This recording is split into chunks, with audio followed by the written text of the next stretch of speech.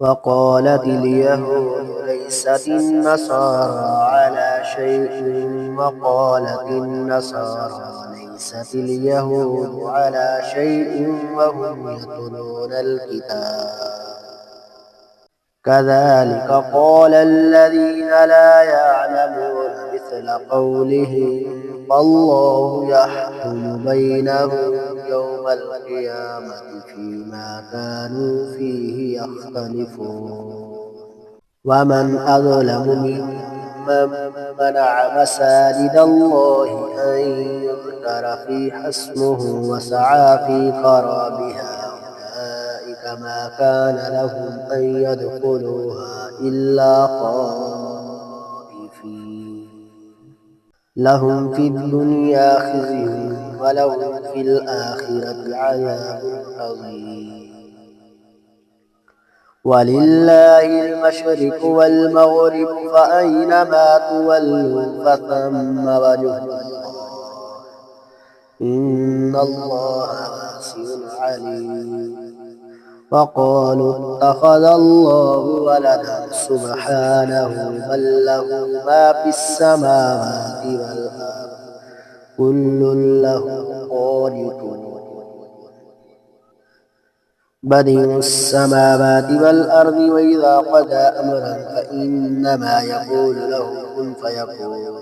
فقال الذين لا يعلمون لولا يكلمنا الله أو تأتينا آية كذلك قال الذين من قبلهم مثل قولهم تشابهت قلوبهم قد بينا الآيات لقوم يوقنون إنا أرسلناك بالحق بشيرا ونذيرا ولا تسأل عن أصحاب الجحيم ولن ترضى عنك اليهود ولا النصارى حتى تتبع ملتهم قل إن هدى الله هو الهدى ولئن اتبعت أهواءهم بعد الذي جاءك من العلم ما لك من الله من ولي ولا نصير الذين آتيناهم الكتاب يتلونه حق تلاوته أولئك يؤمنون به ومن يكفر به فأولئك هم الخاسرون يا بني إسرائيل اذكروا نعمتي التي أنعمت عليكم وأني فضلتكم على العالمين واتقوا يوما لا تجزي نفس عن نفس شيئا ولا يقبل منها عدل ولا تنفعها شفاعة ولا هم ينصرون وإذ ابتلى إبراهيم ربه بكلمات فأتمهن قال إني جاعلك للناس إماما قال ومن ذريتي قال لا ينال عهد الظالمين وإذ جعلنا البيت مثابة للناس وأمنا واتخذوا من مقام إبراهيم مصلى وعهدنا إلى إبراهيم وإسماعيل أن طهر بيتي للطائفين والعاكفين والركع السجود وإذ قال إبراهيم رب اجعل هذا بلدا آمنا وارزق أهله من الثمرات من آمن منهم بالله واليوم الآخر قال ومن كفر فأمتعه قليلا ثم أضطره إلى عذاب النار وبئس المصير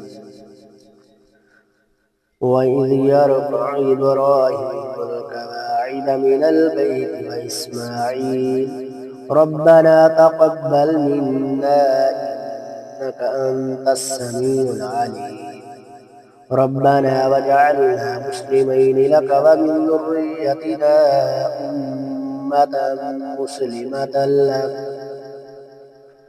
وأرنا مناسكنا وتب علينا إنك أنت التواب الرحيم ربنا وابعث فيهم رسولا منهم يتلو عليهم آياتك ويعلمهم الكتاب والحكمة ويزكيهم إنك أنت العزيز الحكيم ومن يرغب عن ملة إبراهيم إلا من سفي نفسه ولقد اصطفيناه في الدنيا وإنه في الآخرة لمن الصالحين إذ قال له ربه أسلم قال أسلمت لرب العالمين ووصى بها إبراهيم بنيه ويعقوب يا بني إن الله اصطفى لكم الدين فلا تموتن إلا وأنتم مسلمون أم كنتم شهداء إذا حضر يعقوب الموت إذ قال لبنيه ما تعبدون من بعدي قالوا نعبد إلهك وإله آبائك إبراهيم وإسماعيل وإسحاق إلها واحدا ونحن له مسلمون تلك أمة قد خلت لها ما كسبت ولكم ما كسبتم ولا تسألون عما كانوا يعملون وقالوا كونوا هودا أو نصارى تهتدوا قل بل ملة إبراهيم حنيفا وما كان من المشركين قولوا آمنا بالله وما أنزل إلينا وما أنزل إلى إبراهيم وإسماعيل وإسحاق ويعقوب والأسباط وما أوتي موسى وعيسى وما أوتي النبيون من ربهم لا نفرق بين أحد منهم ونحن له مسلمون فإن آمنوا بمثل ما آمنتم به فقد اهتدوا وإن تولوا فإنما هم في شقاق فسيكفيكهم الله وهو السميع العليم صبغة الله ومن أحسن من الله صبغة ونحن له عابدون قل أتحاجوننا في الله وهو ربنا وربكم ولنا أعمالنا ولكم أعمالكم ونحن له مخلصون أم تقولون إن إبراهيم وإسماعيل وإسحاق ويعقوب والأسباط كانوا هودا أو نصارى قل أأنتم أعلم أم الله ومن أظلم ممن كتم شهادة عنده من الله وما الله بغافل عما تعملون تلك أمة قد خلت لها ما كسبت ولكم ما كسبتم ولا تسألون عما كانوا يعملون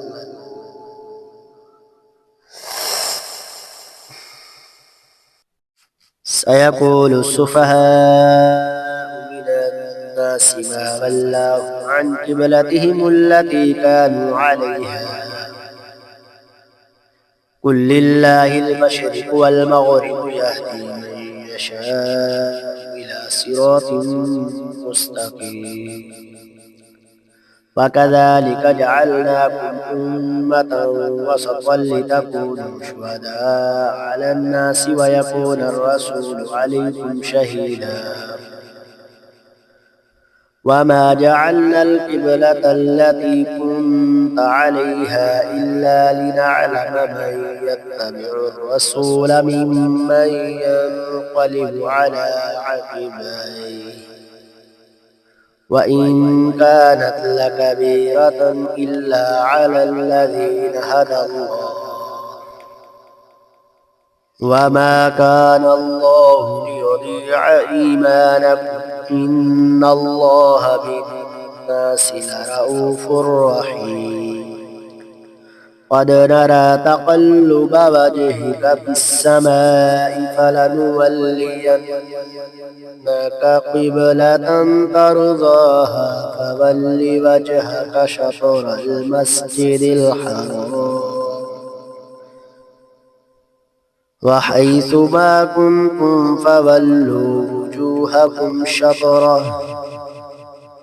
وإن الذين أوتوا الكتاب ليعلمون أنه الحق من ربهم وما الله بغافل عما يعملون. ولئن أتيت الذين أوتوا الكتاب بكل آيات ما تبعوا قبلتك وما أنت بتابع قبلتهم وما بعضهم بتابع قبلة بعض ولئن اتبعت أهواءهم من بعد ما جاءك من العلم إنك إذا لمن الظالمين. الذين آتيناهم الكتاب يعرفونه كما يعرفون أبناءهم وإن فريقا منهم ليكتمون الحق وهم يعلمون. الحق من ربك فلا تكونن من الممترين ولكل وجهة هو موليها فاستبقوا الخيرات أينما تكونوا يأتي بكم الله جميعا إن الله على كل شيء قدير. ومن حيث خرجت فول وجهك شطر المسجد الحرام وإنه للحق من ربك وما الله بغافل عما تعملون. ومن حيث خرجت فول وجهك شطر المسجد الحرام وحيث ما كنتم فولوا وجوهكم شطره لئلا يكون للناس عليكم حجة إلا الذين ظلموا منهم فلا تخشوهم واخشوني ولأتم نعمتي عليكم ولعلكم تهتدون. كما أرسلنا فيكم رسولا منكم يتلو عليكم آياتنا ويزكيكم ويعلمكم الكتاب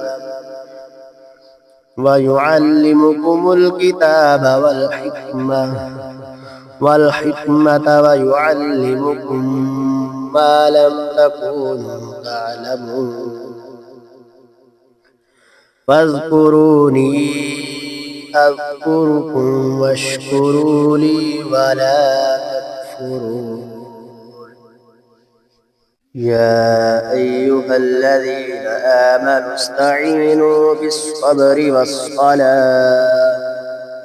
إن الله مع الصابرين. ولا تقولوا لمن يقتل في سبيل الله أموات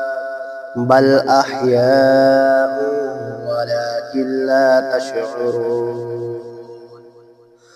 ولنبلونكم بشيء من الخوف والجوع ونقص من الأموال والأنفس والثمرات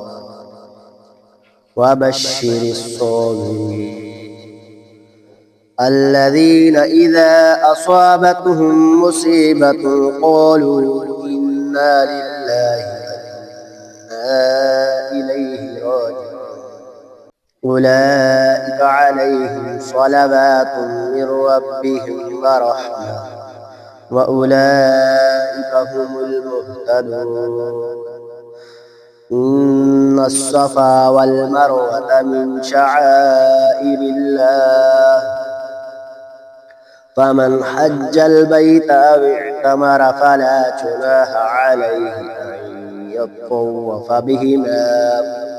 ومن تطوع خيرا فإن الله شاكر عليم. إن الذين يكتمون ما أنزلنا من البينات والهدى من بعد ما بيناه للناس في الكتاب أولئك يلعنهم الله ويلعنهم اللاعنون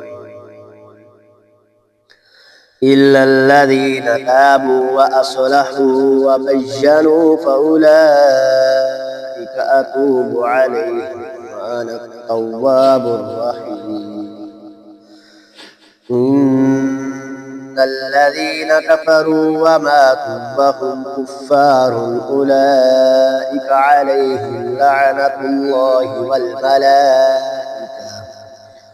والملائكة والناس أجمعين خالدين فيها لا يخفف عنهم العذاب ولا هم ينذرون وإلهكم إله واحد لا إله إلا هو الرحمن الرحيم. إن في خلق السماوات والأرض واختلاف الليل والنهار والفلك التي تجري في البحر بما ينفع الناس وما أنزل الله من السماء من ماء فأحيا به الأرض بعد موتها وبث فيها من كل دابة وتصريف الرياح والسحاب المسخر بين السماء والأرض لآيات لقوم يعقلون. ومن الناس من يتخذ من دون الله أندادا يحبونهم كحب الله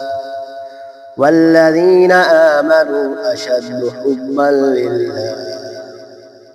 ولو يرى الذين ظلموا إذ يرون العذاب أن القوة لله جميعا وأن الله شديد العذاب. إذ تبرأ الذين اتبعوا من الذين اتبعوا ورأوا العذاب وتقطعت بهم الأسباب فقال الذين اتبعوا لو أن لنا كرة فنتبرأ منهم كما تبرأوا منا كذلك يريهم الله أعمالهم حسرات عليهم وما هم بخارجين من النار. يا أيها الناس كلوا مما في الأرض حلالا طيبا ولا تتبعوا خطوات الشيطان إنه لكم عدو مبين. إنما يأمركم بالسوء والفحشاء وأن تقولوا على الله ما لا تعلمون. وإذا قيل لهم اتبعوا ما أنزل الله قالوا بل نتبع ما ألفينا عليه آباءنا أولو كان آباؤهم لا يعقلون شيئا ولا يهتدون. ومثل الذين كفروا كمثل الذي ينعق بما لا يسمع إلا دعاء ونداء صم عمي فهم لا يعقلون. يا أيها الذين آمنوا كلوا من طيبات ما رزقناكم واشكروا لله إن كنتم إياه تعبدون. إن إنما حرم عليكم الميتة والدم ولحم الخنزير وما أهل به لغير الله فمن اضطر غير باغ ولا عاد فلا إثم عليه إن الله غفور رحيم. إن الذين يكتمون ما أنزل الله من الكتاب ويشترون به ثمنا قليلا أولئك ما يأكلون في بطونهم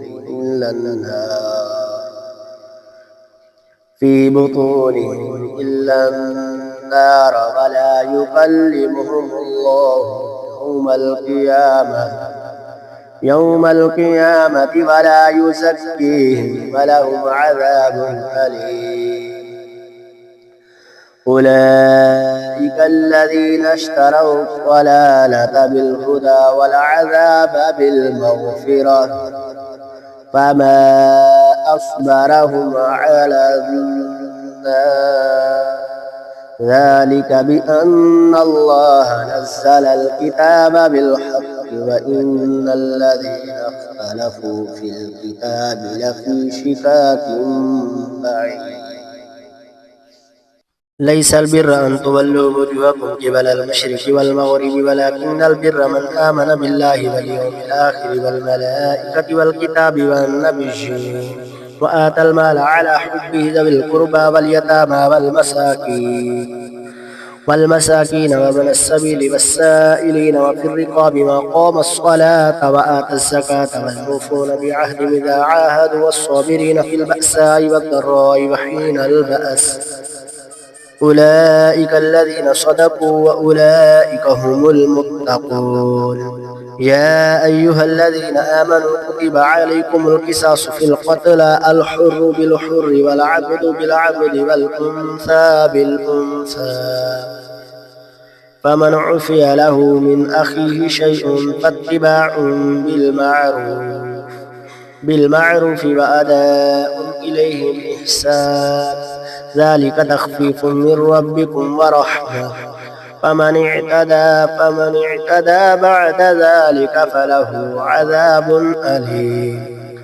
ولكم في القصاص حياة يا أولي الألباب لعلكم تتقون. كتب عليكم إذا حضر أحدكم الموت إن ترك خيرا الوصية للوالدين والأقربين بالمعروف حقا على المتقين فمن بدله بعدما سمعه فإنما إثمه على الذين يبدلونه إن الله سميع عليم. فمن خاف من موص جنفا أو إثما فأصلح بينهم فلا إثم عليه إن الله غفور رحيم. يا أيها الذين آمنوا كتب عليكم الصيام كما كتب على الذين من قبلكم لعلكم تتقون أياما معدودات فمن كان منكم مريضا أو على سفر فعدة من أيام أخر وعلى الذين يطيقون فدية طعام مسكين فمن تطوع خير فهو خير له وأن تصوموا خير لكم إن كنتم تعلمون. شهر رمضان الذي أنزل فيه القرآن هدى للناس وبينات من الهدى والفرقان فمن شهد منكم الشهر فليصم ومن كان مريضا أو على سفر فعدة من أيام أخرى يريد الله بكم اليسر ولا يريد بكم العسر ولتكملوا العدة ولتكبروا الله على ما هداكم ولعلكم تشكرون. وإذا سألك عبادي أني فإني قريب أجيب دعوة الداعي إذا دعاني فليستجيبوا لي وليؤمنوا بي لعلهم يرشدون. أحل لكم ليلة الصيام الرفث إلى نسائكم هن لباس لكم وأنتم لباس لهن علم الله أنكم كنتم تختأنون أنفسكم فتاب عليكم وعفى عنكم فالآن باشروهن وابتغوا ما كتب الله لكم وكلوا واشربوا حتى يتبين لكم الخيط الأبيض من الخيط الأسود من الفجر ثم أتموا الصيام إلى الليل ولا تباشروهن وأنتم عاكفون في المساجد تلك حدود الله فلا تقربوها كذلك يبين الله آياته للناس لعلهم يتقون ولا تأكلوا أموالكم بينكم بالباطل وتدلوا بها إلى الحكام لتأكلوا فريقا من أموال الناس بالإثم وأنتم تعلمون